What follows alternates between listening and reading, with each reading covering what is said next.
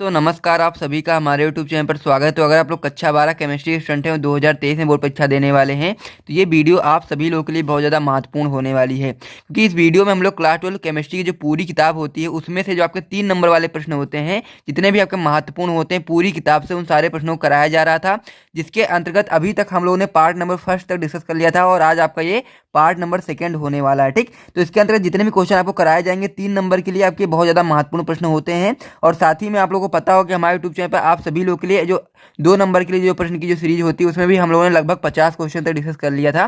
तो अगर आपने उस वीडियो को नहीं देखा तो आप लोग उसमें जाकर के देख सकते हैं। और केमिस्ट्री के साथ साथ हमारे इसी प्रकार से फिजिक्स में भी और बायोलॉजी में भी इंपॉर्टेंट क्वेश्चन आंसर की सीरीज चल रही है, जिसमें हम लोग पूरी किताब से महत्वपूर्ण प्रश्नों को डिस्कस कर रहे थे। ठीक, तो अगर आप लोगों को ये सारी चीज़ें अच्छी लगती हैं तो आप लोग वीडियो को लाइक कर सकते हैं, चैनल को सब्सक्राइब कर सकते हैं और साथ ही में जितने भी क्वेश्चन कराए जा रहे हैं सभी क्वेश्चन को अच्छे तरीके से अपनी कॉपी में नोट करके तैयार कर सकते हैं, क्योंकि जितने भी क्वेश्चन मैं आपको करा रहा हूँ सभी बहुत ज़्यादा महत्वपूर्ण है। साथ ही में क्वेश्चन के साथ साथ आपको सोल्यूशन भी उसका कराया जा रहा है कि किस प्रकार से आपको अपनी बोर्ड परीक्षा की कॉपी में लिखना है। ठीक, तो इन सारी चीज़ों के लिए आपको कुछ करना नहीं, केवल वीडियो को लाइक कर देना है, चैनल को सब्सक्राइब कर देना है और वीडियो के अंत तक बने रहना है, सभी क्वेश्चन को अच्छे तरीके से समझना है। ठीक, तो वीडियो में आगे बढ़ने से पहले मैं आपको बताना चाहता हूँ कि अगर आप लोग क्लास 12 केमिस्ट्री के सभी चैप्टर्स के notes plus important question answer चाहिए तो डिस्क्रिप्शन में आपको मेरा व्हाट्सएप नंबर मिल जाएगा, आप लोग मुझसे कॉन्टैक्ट कर लीजिएगा। चार्ज केवल 50 रुपीज़ है, जिसमें क्लास 12 केमिस्ट्री के सभी चैप्टर्स के नोट्स मिल जाएंगे, साथ में इंपॉर्टेंट क्वेश्चन आंसर मिल जाएंगे। ठीक, तो चलिए दोस्तों अब हम लोग वीडियो को शुरू करते हैं। जिनको भी चाहिए होगा वो लोग मैसेज कर लीजिएगा। ठीक, तो वीडियो में अब हम लोग समझने वाले हैं जो आपकी क्लास 12 केमिस्ट्री की जो पूरी किताब होती है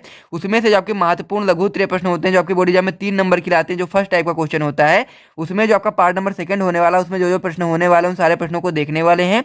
और अगर आपने पिछली वीडियो को नहीं देखा है तो आप लोग प्लेलिस्ट में जाकर के उसे देख सकते हैं। ठीक, तो चलिए दोस्तों वीडियो को शुरू करते हैं बिना टाइम को वेस्ट करते हुए। का जो लघु उत्तरीय में प्रश्न नंबर 8 होने वाला है। देखिए इसमें आपसे पूछ रहा है कि अभिक्रिया की कोटि एवं आणविकता में क्या अंतर है, एक उदाहरण देकर स्पष्ट कीजिए। इसमें आपको बताना है कि अभिक्रिया की कोटि एवं आणविकता में क्या अंतर होता है, साथ में आपको एक उदाहरण भी देना है। ठीक है, ये आपकी बोर्ड परीक्षा में 5 से 7 बार रिपीट है, क्वेश्चन महत्वपूर्ण है, आपको पता होना चाहिए क्या होती है अभिक्रिया की कोटि और क्या होता है आणविकता। अगर आपको नहीं पता इसे नोट कर लेना, क्योंकि इसके आने की संभावना आपकी बोर्ड परीक्षा में बने। ठीक है, तो पहले हम लोग जानते हैं क्या होता है अभिक्रिया की कोटि, उसके बाद हम लोग अभिक्रिया की कोटि तथा आणविकता में अंतर भी स्पष्ट करेंगे। ठीक है, तो पहले हम लोग देखते हैं क्या होता है अभिक्रिया की कोटि। देखिए किसी अभिक्रिया की जो दर होती है क्या होती है, समीकरण में व्यक्त अभिकारकों के सांद्रता पदों की जो घातों का योग बनता है वो आपका अभिक्रिया की कोटि कहलाता है। देखिए इसमें लिखा हुआ है किसी अभिक्रिया की दर समीकरण में व्यक्त अभिकारकों के सांद्रता पदों की घातों का योग उस अभिक्रिया की कोटि कहलाता है। ठीक है, उदाहरण के तौर पर हम लोग देख सकते हैं जब हम लोग हाइड्रोजन की रिएक्शन क्लोरीन से करा रहे हैं सनलाइट की प्रेजेंस में तो हमें क्या मिल रहा है 2HCl बना। ठीक है, यहाँ पे जो आपका हाइड्रोजन क्लोरीन क्या है आपके अभिकारक जो इनकी सांद्रता का जो पदों का जो घातों का योग बनेगा वही आपका क्या होगा अभिक्रिया की कोटि कहलाएगा। ठीक है, तो ये आपका क्या हो गया अभिक्रिया की कोटि। अब हम लोग जानते हैं अभिक्रिया की कोटि तथा आणविकता में अंतर क्या होता है। देखिए इसमें लिखा हुआ है आपका जो आपका अभिक्रिया की आणविकता का जो पहला पॉइंट है, देखिए इसमें लिखा हुआ है यह एक सैद्धांतिक मान होता है जिसे अभिक्रिया के आधार पर ज्ञात किया जाए। मतलब ये हो गया कि जो अभिक्रिया की आणविकता होती है क्या होती है सैद्धांतिक मान होता है। ठीक है, जिसे हम लोग अभिक्रिया के आधार पर ज्ञात करते हैं। वहीं अगर हम लोग अभिक्रिया की कोटि की बात करें तो उसका पहला पॉइंट देखिए इसमें लिखा हुआ है यह एक प्रायोगिक मान होता है जिसे वेग समीकरण में अभिकारकों की सांद्रता के घातों के योग द्वारा प्राप्त किया जाता है। मतलब ये हो गया जो अभिक्रिया की कोटि होती है क्या होती है एक प्रायोगिक मान होता है जिसे हम लोग वेग समीकरण में अभिकारकों की सांद्रता के घातों के योग द्वारा प्राप्त करते हैं। ठीक है, ये आपका हो गया पहला पॉइंट दोनों का।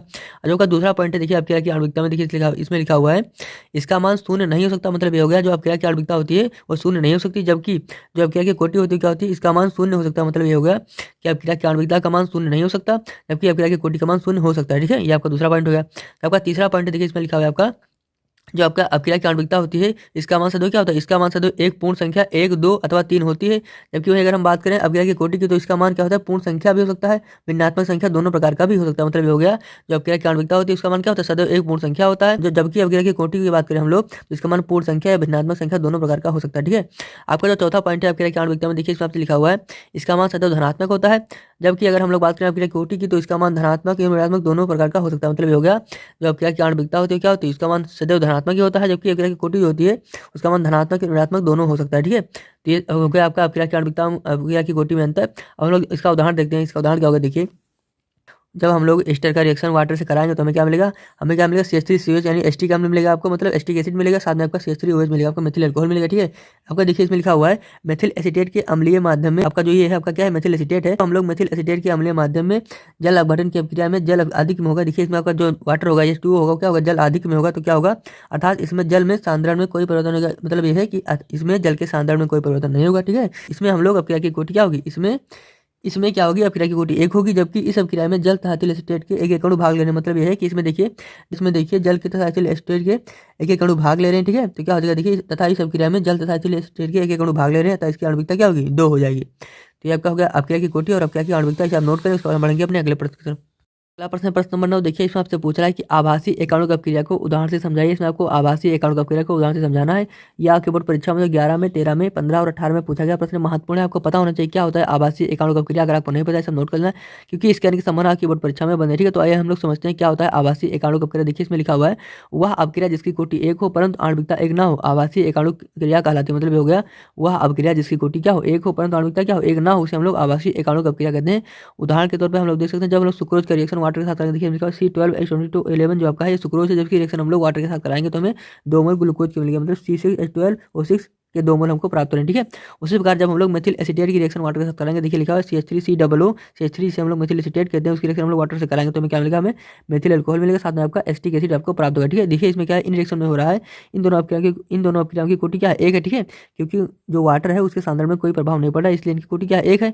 जबकि अगर इनकी हम लोग आणविकता की बात करें तो इनकी आणविकता क्या है, इनकी आणविकता 2 है, देखिए इसमें लिखा हुआ है जबकि इनकी आणविकता 2 है, अतः क्या होंगी ये आभासी अपक्रियाएं कहलाएंगी, ठीक है। तो ये आपका होगा आभासी एकाणुक अपक्रिया, इसे आप लोग नोट कर लीजिए। उसके बाद हम बढ़ेंगे अपने अगले प्रश्न की तरफ। आपका जो अगला प्रश्न है प्रश्न नंबर 10। देखिए इसमें आपसे पूछ रहा है कि उत्कृष्ट गैस हीलियम के 4 महत्वपूर्ण उपयोग लिखिए। यह आपकी बोर्ड परीक्षा में 19 में और 20 में 2 बार पूछा गया प्रश्न महत्वपूर्ण है। आपको पता होना चाहिए कि हीलियम के क्या क्या उपयोग होते हैं, ठीक है। अगर आपको नहीं पता है सब नोट करना, क्योंकि इसके आने के संभावना आपकी बोर्ड परीक्षा में बननी है। तो आइए हम लोग जानते हैं क्या क्या इसके उपयोग होते हैं। देखिए आपका जो क्लीवाइट खनिज होता है उसमें आपका हीलियम गैस पाई जाती है। इसमें ये आगे लिखा हुआ है, देखिए क्लीवाइट खनिज में पाई जाने वाली उत्कृष्ट गैस आपका हीलियम होती है, जिसके उपयोग निम्नलिखित उपयोग होते हैं। देखिए इसका पहला उपयोग क्या है कि भोज्य पदार्थ के संरक्षण में यह प्रयुक्त होती है। मतलब ये हो गया कि हम लोग हीलियम का प्रयोग हम लोग भोज्य पदार्थ के संरक्षण में करते हैं। और क्यों करते हैं, क्योंकि इसमें जीवाणु विकसित नहीं कर पाते, इसलिए हम लोग इसका प्रयोग भोज्य पदार्थ के संरक्षण में करते हैं, ठीक है। ये आपका पहला उपयोग होगा। इसका जो दूसरा उपयोग क्या होता है, देखिए इसमें लिखा हुआ है हीलियम थर्मामीटर कम ताप पर कार्य में प्रयुक्त होता है। मतलब ये हो गया कि हीलियम थर्मामीटर कम ताप पर कार्य में प्रयुक्त होता है, इसका ये दूसरा उपयोग हो गया। इसका जो तीसरा उपयोग क्या होता है, देखिए इसमें लिखा हुआ है कम सान्द्रता के कारण इसका उपयोग कुतुबनुमा में होता है। मतलब कम सान्द्रता के कारण हीलियम का प्रयोग हम लोग कुतुबनुमा में करते हैं, ठीक है। ये आपका तीसरा उपयोग हो गया।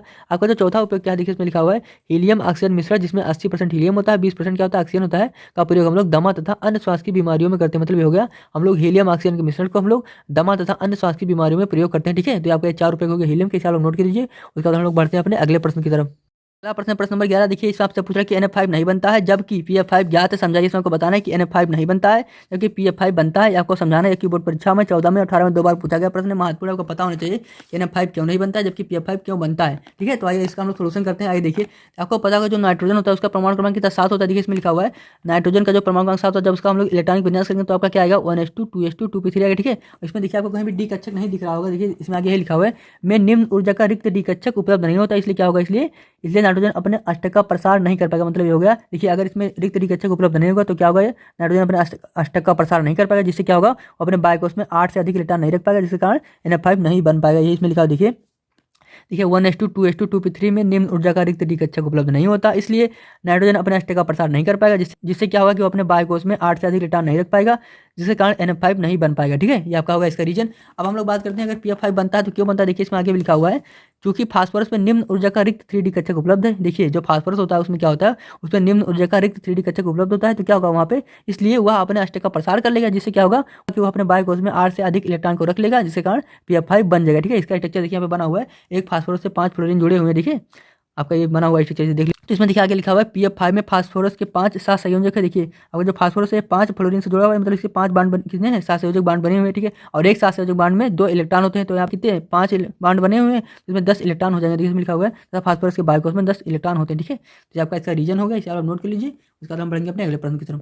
प्रश्न नंबर 17। देखिए इसमें आपसे पूछ रहा है कि सॉल्ट तथा जेल में क्या अंतर है, प्रत्येक का एक एक उदाहरण दीजिए। इसमें आपको बताना है कि सॉल्ट क्या होता है, जेल क्या होता है, साथ में दोनों के एक एक उदाहरण भी देने हैं। ये आपकी बोर्ड परीक्षा में 17 में पूछा गया प्रश्न महत्वपूर्ण है, आपको पता होना चाहिए क्या होता है सॉल्ट, क्या होता है जेल।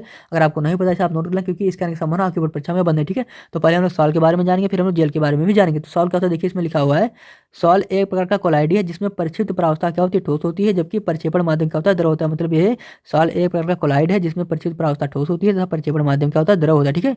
और इसके कणों की हम बात करें, देखिए इसमें लिखा हुआ है इसके कणों का आकार 1 नैनोमीटर से 1 माइक्रोमीटर तक होता है। मतलब यह है कि सॉल्ट के कणों का आकार 1 नैनोमीटर से 1 माइक्रोमीटर तक होता है। उदाहरण के तौर पर प्रोटीन जो होता है आपका सॉल्ट होता है, ठीक है। इसमें लिखा हुआ देखिए एक बार इसको फिर से समझ लेते हैं हम लोग। सॉल एक प्रकार का कोलाइड है जिसमें परिचित परावस्था ठोस होती है तथा परिक्षेपण माध्यम द्रव होता है। इनके कणों का आकार 1 नैनोमीटर से 1 माइक्रोमीटर तक होता है। उदाहरण के तौर पर जो प्रोटीन होता है आपका सॉल होता है, ठीक है। तो आपका हुआ सॉल। अब हम लोग जेल के बारे में जानते हैं कि जेल क्या होता है। देखिए यहाँ पे आपका लिखा हुआ है जेल। देखिए जल क्या होता है, जल एक प्रकार का कोलाइड, मतलब जल जो होता है वो भी एक प्रकार का कोलाइड होता है, ठीक है, जिसमें परिचित परावस्था क्या होती है, द्रव होती है तथा परिक्षेपण माध्यम क्या होता है आपका ठोस होता है। मतलब देखिए जो आपका जल होता है वो भी एक प्रकार का कोलाइड होता है जिसमें परिचित परावस्था क्या होती है, द्रव होती है तथा परिक्षेपण माध्यम आपका ठोस होता है, ठीक है। उदाहरण के तौर पर जो पनीर होता है आपका जल कहलाता है, ठीक है। तो ये आपका होगा सॉल और जेल, इसे आप नोट करें। उसके बाद हम बढ़ेंगे अपने अगले प्रश्न की तरफ। तो आपका अगला प्रश्न प्रश्न नंबर 13 देखिए, इसमें आपसे पूछ रहा है कि ब्राउनी गति क्या है, कोलाइडी कणों का आकार और प्रक्षेपण माध्यम की सान्द्रता इसे किस प्रकार प्रभावित करती है। इसमें आपको बताना है कि ब्राउनी गति क्या होती है तथा साथ में आपको ये भी बताना है कि कोलाइडी कणों का जो आकार होता है और जो प्रक्षेपण माध्यम की सान्द्रता होती है वो ब्राउनी गति को किस प्रकार प्रभावित करती है। आपकी बोर्ड परीक्षा में 2018 में पूछा गया प्रश्न, महत्वपूर्ण है, आपको पता होना चाहिए क्या होता है ब्राउनी गति। देखिए जो ब्राउनी गति होती है वो क्या होती है उसे हम लोग आगे समझते हैं। देखिए जो ब्राउनी गति होती है क्या होती है, जो कोलाइड के कण होते हैं वो तेजी से टेढ़ी मेढ़ी डायरेक्शन में मूवमेंट करते हैं जिसे हम लोग ब्राउनी गति कहते हैं। इसमें लिखा हो देखिए कोलाइडी कणों का तीव्र टेढ़ी मेढ़ी गति को हम लोग ब्राउनी गति कहते हैं, ठीक है। और जो ब्राउनी गति क्या होती है, ब्राउनी गति होती है वो कोलाइड कणों के आकार के साथ साथ प्रक्षेपण माध्यम के अणुओं के टकराने के कारण उत्पन्न होती है। मतलब यह है जो ब्राउनी गति किस कारण से उत्पन्न होगी, ब्राउनी गति उत्पन्न होगी कोलाइडी कणों के आकार के साथ साथ प्रक्षेपण माध्यम के अणुओं के आपस में टकराने के कारण उत्पन्न होगी, ठीक है। देखिए इसमें लिखा हुआ है जैसे जैसे कणों का आकार था प्रक्षेपण माध्यम की सान्द्रता बढ़ती जाती है, मतलब हम लोग जैसे जैसे कणों का आकार बढ़ाते जाएंगे और प्रक्षेपण माध्यम की सान्द्रता को बढ़ती जाएगी, ठीक है। तो क्या होगा, यह प्रभाव कम होता जाएगा, मतलब जो ब्राउनी गति का मूवमेंट है वो कम होता जाएगा, ठीक है, तथा ब्राउनी गति धीमी होती जाएगी। मतलब ये होगा कि ब्राउनी गति धीमी होती जाएगी, ठीक है। अंत में क्या होगा, अंत में जब प्रक्षेपण कण क्या होंगे, बड़े होकर निलंबन के कणों के आकार के समान हो जाएंगे तो क्या होगा, ब्राउनी गति प्रदर्शित नहीं होगी। मतलब होगा अंत में क्या होगा, जब प्रक्षेपण के जो कण होंगे वो बड़े बड़े होकर निलंबन के कणों के आकार के समान हो जाएंगे तो क्या होगा, वहाँ पे आपका ब्राउनी गति होगी वो प्रदर्शित नहीं होगी, मतलब ब्राउनी गति आपकी दिखाई नहीं देगी, ठीक है। तो ये आपका हो गया ब्राउनी गति, इसे आप नोट कर लीजिए। उसके बाद हम बढ़ेंगे अपने अगले प्रश्न की तरफ। प्रश्न नंबर 14 देखिए, इसमें आपसे पूछ रहा है कि रच्ची कोलाइड क्या होते हैं। एक उदाहरण दीजिए, इसमें हमको बताना है कि रच्ची कोलाइड क्या होता है, साथ में आपको एक उदाहरण भी देना है। या की बोर्ड परीक्षा में 11 में 13 में 16 और 17 में 4 बार पूछा गया प्रश्न है, आपको पता होना चाहिए क्या होता है रच्ची कोलाइड। अगर आपको नहीं पता है आप नोट कर लीजिएगा, साथ में आप इसको याद भी कर लीजिएगा, ठीक है। तो आइए हम लोग समझते हैं क्या होता है रच्ची कोलाइड। देखिए इसमें लिखा हुआ है जब किसी द्रव विरोधी कोलाइडी विलयन में विद्युत अपघट्ट का विलयन मिलाने से पूर्व क्या होता है, पूर्व द्रव स्नेही विलयन की कुछ मात्रा को हम लोग डालते हैं तो क्या होता है, तो द्रव विरोधी कोलाइड का स्कंदन रुक जाता है। मतलब यह है जब हम लोग किसी द्रव विरोधी कोलाइड विलयन में विद्युत अपघट्ट को मिलाने से पहले हम लोग क्या करते हैं, द्रव स्नेही कोलाइड विलयन की कुछ मात्रा का डालते हैं तो क्या होता है, तो द्रव विरोधी कोलाइड का स्कंदन रुक जाता है, ठीक है। अर्थात क्या होता है, उसका अस्थायित्व बढ़ जाता है। मतलब ये होगा जब हम लोग किसी द्रव विरोधी कोलाइड विलयन में विद्युत अपघट्ट का विलयन मिलाने से पहले हम लोग क्या करेंगे, उसमें द्रव स्नेही कोलाइड का विलयन कुछ मिला देंगे तो क्या होगा, तो द्रव विरोधी कोलाइड का स्कंदन रुक जाएगा, ठीक है। अर्थात क्या होगा, उसका अस्थायित्व बढ़ जाएगा। यही इसमें लिखा हुआ है और यही प्रक्रम आपका रक्षण कहलाता है। देखिए इसमें लिखा हुआ है यह प्रक्रम आपका रक्षण कहलाता है। एक बार हम लोग इसको फिर से पढ़ लेते हैं क्या होगा, देखिए तो एक बार इसको हम लोग फिर से पढ़ लेते हैं। देखिए लिखा हुआ है जब किसी द्रव विरोधी कोलाइडी विलयन में विद्युत अपघट्ट का विलयन मिलाने से पूर्व द्रव स्नेही कोलाइडी विलयन की कुछ मात्रा को मिलाया जाता है तो द्रव विरोधी कोलाइड का स्कंदन रुक जाता है। अर्थात क्या होता है, उसका अस्थायित्व बढ़ जाता है। इसमें लिखा है उसका अस्थायित्व बढ़ जाता है, यही प्रक्रम आपका रक्षण कहलाता है, ठीक है। तो आपका हो गया रक्षण। अब हम उसके बाद आगे बात करते हैं। देखिए इसमें लिखा हुआ है वह द्रव स्नेही कोलाइड जिन्हें डालने पर द्रव विरोधी कोलाइडों का स्कंदन से अस्थायित्व बढ़ जाता है उसे हम लोग रच्ची कोलाइड कहते हैं। मतलब ये हो गया वह द्रव स्नेही कोलाइड जिन्हें डालने पर द्रव विरोधी कोलाइडों का स्कंदन से अस्थायित्व बढ़ जाता है उसे हम लोग रच्ची कोलाइड कहते हैं, ठीक है। इस प्रकार प्राप्त द्रव विरोधी कोलाइड के विलयन को हम लोग रच्ची कोलाइड विलयन कहते हैं, ठीक है। इसमें लिखा है देखिए वह द्रव स्नेही कोलाइड जिन्हें डालने पर द्रव विरोधी कोलाइडों का स्कंदन से अस्थायित्व बढ़ जाता है रच्ची कोलाइड कहलाते हैं और इस प्रकार प्राप्त द्रव विरोधी कोलाइड विलयन को हम लोग रच्ची कोलाइड कहते हैं, ठीक है। ये आपका होगा क्या, रच्ची कोलाइड। तो आपको समझ में आ गया, तो आपको समझ में आ गया होगा कि क्या होता है रच्ची कोलाइड। देखिए वह द्रव स्नेही कोलाइड जिन्हें डालने पर द्रव विरोधी कोलाइडों का स्कंदन से अस्थायित्व बढ़ जाएगा रच्ची कोलाइड कहलाते हैं, ठीक है। और इस प्रकार प्राप्त द्रव विरोधी कोलाइड को हम लोग रच्ची कोलाइड कहते हैं, ठीक है। आपका होगा रच्ची कोलाइड। उदाहरण क्या होगा, देखिए इसमें लिखा हुआ है गोल्ड के कोलाइडी विलयन में यदि सोडियम क्लोराइड का विलयन मिला दिया जाए तो यह स्कंदित हो जाता है, किंतु इस कोलाइडी विलयन में यदि जिलेटिन की अल्प मात्रा डाल दिया तो क्या होगा, सोडियम क्लोराइड विलयन द्वारा स्कंदन रुक जाता है। इस प्रकार जिलेटिन यहाँ एक रच्ची क्लोराइड के रूप में कार्य करता है। मतलब ये होगा अगर हम लोग गोल्ड के कोलाइडी विलयन में यदि सोडियम क्लोराइड का विलयन मिला दिया जाए तो क्या होगा, तो यह स्कंदित हो जाता है, किंतु अगर हम लोग इस कोलाइडी विलयन में जिलेटिन की अल्प मात्रा डाल दें तो क्या होगा, सोडियम क्लोराइड का जो विलयन होगा उसका स्कंदन रुक जाएगा, ठीक है। इस प्रकार जिलेटिन यहाँ पे क्या होगा, रच्ची क्लोराइड के रूप में कार्य करेगा, ठीक है। तो आपका हो गया रच्ची क्लोराइड, नोट कर लीजिए। उसके बाद हम लोग मिलते हैं आपसे नेक्स्ट वीडियो में, तब तक के लिए जय हिंद।